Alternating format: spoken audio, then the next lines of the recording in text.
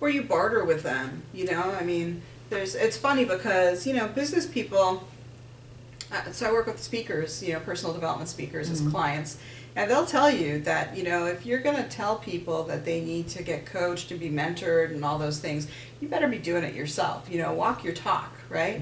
And I totally agree with that. And so I have a client who I really like, and so I'm dealing with some challenges that I wanted some mentorship on, and I knew he could do it just because I'd kind of seen him in action before and, you know, heard other people talk about him.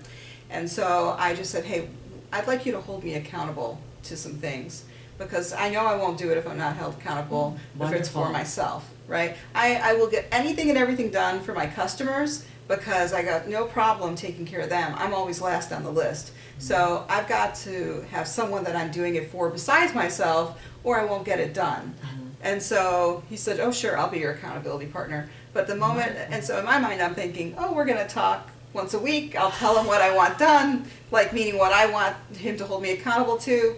And then he'll say, okay, and he'll ask, and then if I did it, he'll say, good job. If I didn't, we'll talk about why and how we're going to fix it. This was my mind, right? This is how it's going to be.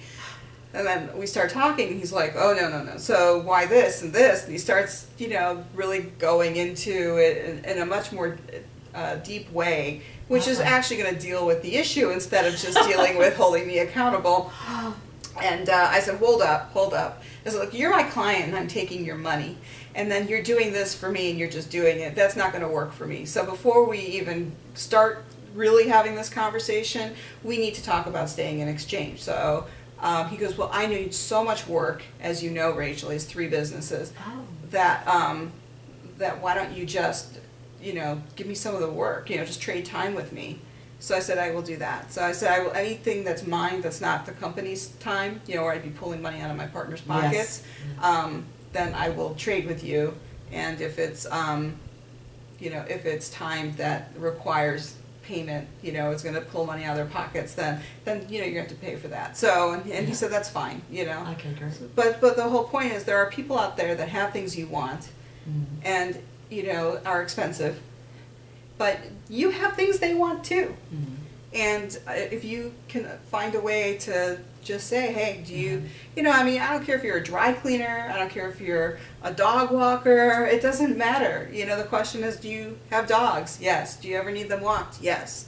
Okay, well, if I was to come and walk your dog every day or once a week or whatever, you know, would you mind doing X for me? And they could be jumping up and down because you're solving a problem for them that you didn't know they had.